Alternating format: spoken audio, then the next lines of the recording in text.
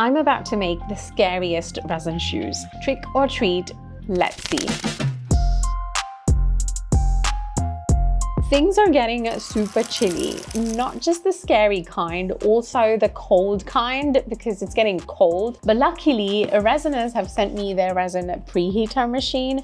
So we're going to be putting this machine to the test as we make our spooky shoes, which could be a treat or could end up being a horror story. Let's get started. So before we jump into pumpkin chaos, let's unbox this little gadget first. Big thank you to Resiners for sending me this and sponsoring my crazy spooky shoe experiment. This is their resin preheater machine, as I said, and basically it warms up your resin bottles before you pour, which means fewer bubbles, smoother mixes, and way less arm work with stirring. Capacity wise, we can definitely fit in medium to small resin bottles, UV resin ones too, and you can even fit bigger ones, but just one at a time. What I'm about to do here is technically not recommended. You're not supposed to pre-mix your part A and part B beforehand, but you know me, I like to live a little bit on the edge. And as I'm pouring it, you can see how thick it is at this point, because like I said, it is super cold. So I've already mixed up my resin and I'm popping this whole cup straight into the machine.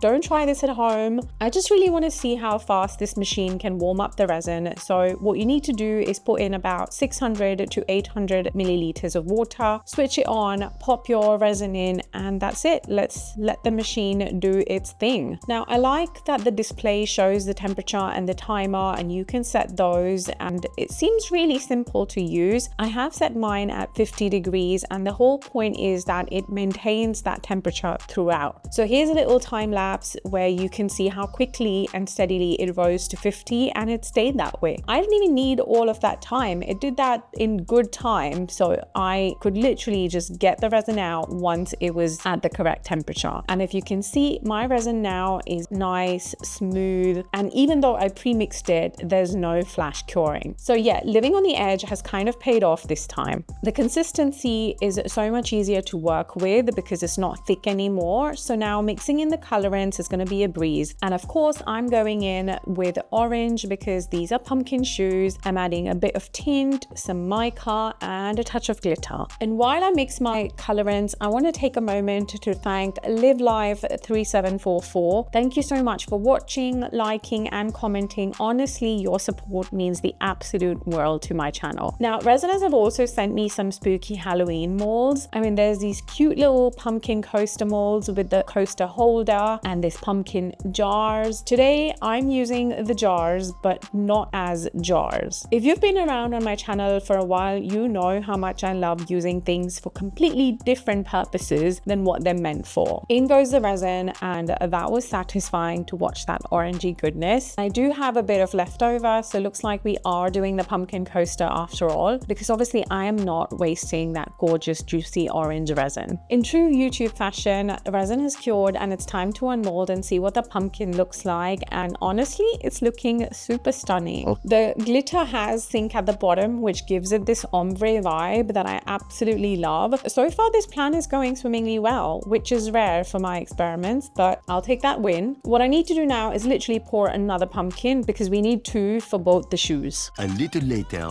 Okay, so our pumpkins are ready. They are so adorable. I'm going to go ahead and add some more detail to them using UV resin. Now I do want my pumpkins to look a bit dramatic, so I am going in with some black UV resin to fill in the eyes, nose, and the mouth. I feel like that's really going to bring out those details to life and make the faces of the pumpkins pop even more. Okay, stop. But look, pumpkins are looking super cute. I love the glittery ombre that we have. We are finally ready to actually turn these into heels. And speaking of heels, I am going to be working on these massive shoes that I got just off of Amazon, and hopefully at the end of this video I'm going to have some resin shoes, resin Halloween shoes. But let's not get ahead of ourselves. Now, to prep the shoes, and honestly, prep might be a bit of a generous word here, I'm taking off this little heel cap, and my idea is that if I leave it on, the heels are going to sit at an angle and they won't be flat, especially because obviously our pumpkins have a base too. So the idea is to kind of get them to be leveled, and I feel like these need to come off. Time to mix up some more resin for the next step. And now that I've actually used this machine, I have to say I am loving it, and I didn't even realize how much I needed it until now. Honestly, it feels like a game changer for the colder months because it keeps your resin nice and runny, even though my studio is literally an icebox at the moment. I am going to leave you guys with a link and the discount code in my description if you want to get your hands on one of these, because trust me, you're definitely going to need it for the upcoming winter. And like I said, I didn't even know I needed it until now. Okay, so my plan here is to keep the pumpkin's face on the side of the shoes and then center the heel right into the pumpkins. And after that, I slowly pour in the resin inside the shoes and the pumpkin. I know that this sentence sounds absolutely ridiculous as I'm saying it, but yes, I'm literally pouring resin into both the shoes and the pumpkin. While this cures, it's time for Sky's cameo, and he is super excited because he loves Halloween. I'm going to be getting his spider costume out this year, and even though I've got a phobia of spiders, he's going to be a spider this year, and he wants to remind you to like, comment, sub, and maybe leave him some treats in the comments. Once my shoes were ready, I obviously wanted them to be wearable, so I took them to my local shoemaker and asked him if he can attach a sole at the bottom of the pumpkins so the pumpkins don't scrape as I walk. He obviously was very amused but did a great job, but we're not done yet. So I've got these DTF stickers that work really well on these leather shoes, and I've got a ton of these, but I'm gonna go for the pumpkin ghost witch hat vibes. And there are some spiders too on here, but that's not happening. I'm not using those. And speaking of fears, Halloween feels like the perfect time to talk about them and maybe face a few. So let me know in the comments, what are you afraid of? If you have any fears, you know, phobias, or anything in general that you worry about, let me know in the comments. I'd love to know you guys better. Now, before I show you our shoes all finished, remember those coasters that we made with the leftover resin? Well, they're getting a little Halloween makeover too. So I've got this spider gel, and gosh, I just realized I've said spider way too many times in this video already. I actually saw Sally from All Aboard Resin Creations use this on her channel, and I've never played with it before, but honestly, what better time than Halloween? So these pumpkins are getting a stretchy, cobwebby look with this spider gel, and this stuff is so fun and weird and ridiculously sticky to work with. And here's how they turned out. I think they look super cute and spooky. I even made another one off camera using a silver spider gel, and honestly, I kind of love the silver one better than the black ones, but you guys tell me what you think. Finally, it is time to put my shoes on and give you guys a little ramp walk, because I can't even explain the satisfaction I'm feeling in this moment. I mean, this crazy idea that lived in my head rent-free is now literally walking around in real life. I'm obsessed. I know I say that a lot, but